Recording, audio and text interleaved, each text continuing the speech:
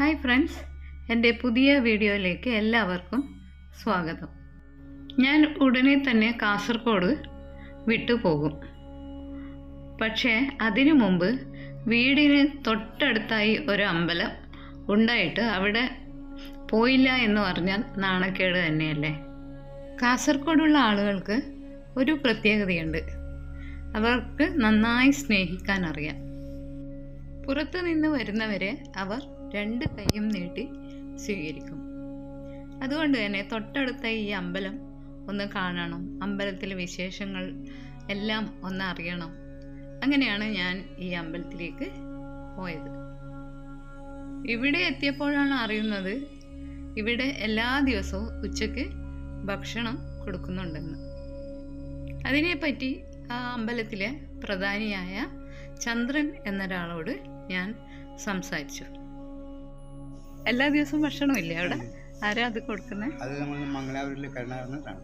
അതെ, അയാളൊക്കെ താമസിക്കലായിരുന്നു. അയാൾ ബിസിനസ്സിലായിട്ട് മംഗലാപുരം. ഒക്കെ എങ്ങനെ വരുന്നു? എൻ്റെ ചന്ദ്രൻ. മംഗലാപുരത്തുള്ള ഒരു വിശ്വാസിയാണ് ഇവിടെ ഭക്ഷണത്തിനുള്ള കാശ് ചിലവാക്കുന്നത്. ശരിക്കും അത് ആലോചിക്കുമ്പോൾ നമുക്ക് അത്ഭുതം തോന്നുന്നില്ലേ?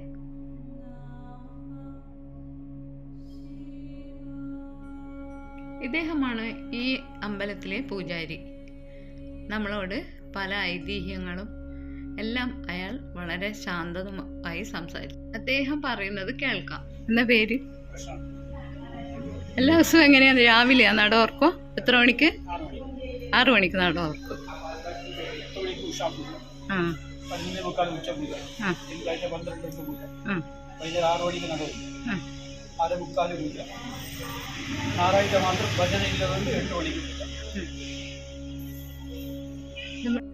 ഇപ്പോൾ ആളുകൾ കുറവാണ്.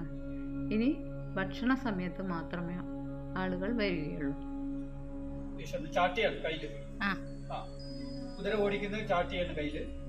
അപ്പൊ അത് മഹാഭാരതത്തിന്റെ ഗീതോപദേശം അർജുനന് ഉപദേശം ചെയ്യുന്നുണ്ട്. അതാണ് പാർത്ഥസാരഥി. അത് പാർത്ഥനായിട്ടാണ് ഇത് ചെയ്തത്. അങ്ങനെയാണ് അത് പാർത്ഥസാരഥിയായിട്ട്. പൂന്നമ്പലി കേരളത്തിൽ നമ്മളെ ഇന്ന് മെയിൻ ഇതാണ്. നമുക്ക് അവിടെ ഇവിടെ ഉണ്ടല്ലോ, എറണാകുളം അവിടെ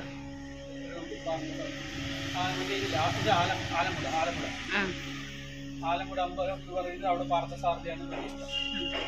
വളരെ ചുരുങ്ങിയ അമ്പലം. അച്ഛനെ സഹായിക്കാൻ മകനും ഉണ്ട്. സ്കൂൾ അടച്ചതുകൊണ്ടാണ് ഇപ്പോൾ അവൻ അമ്പലത്തിൽ അച്ഛനെ സഹായിക്കാൻ വന്നിരിക്കുന്നത്. അദ്ദേഹം പറയുന്നു, മകനെ പഠിപ്പിച്ച് പൂജാരിയാക്കാനൊന്നും താല്പര്യമില്ല. അവൻ നമ്മുടെ രാജ്യം കാക്കുന്ന ഒരു പട്ടാളക്കാരനായി വരണം എന്നാണ് അദ്ദേഹത്തിൻ്റെ ആഗ്രഹം.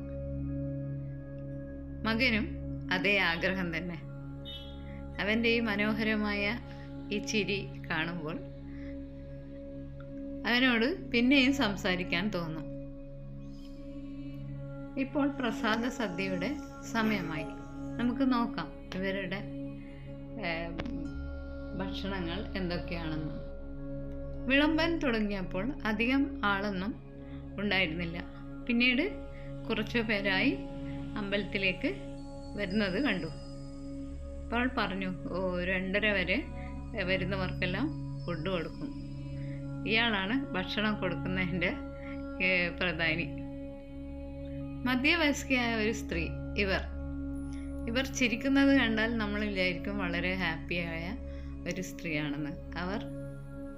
ഞാൻ അമ്പലത്തിൽ പോകുന്ന സമയത്ത് ഈ സ്ത്രീ ശ്രീകോവിലിന് മുമ്പിലിരുന്ന് കൃഷ്ണനോട് പരാതി പറയുകയും ഇടയ്ക്ക് കണ്ണ് തുടക്കുകയും ചെയ്യുന്നത് കണ്ടു.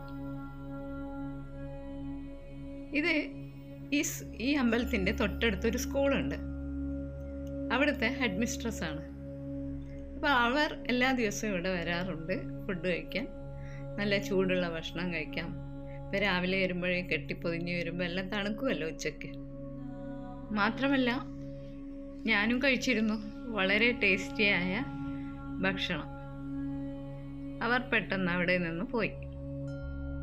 തൊട്ടടുത്ത് സ്കൂളുണ്ട് എന്ന് പറഞ്ഞല്ലോ. ഈ കാണുന്നതാണ് സ്കൂള്. ഈ അമ്പലത്തിന് തൊട്ട് താഴെയായി സ്കൂളുണ്ട്, വലിയ ഗ്രൗണ്ട് ഉണ്ട്.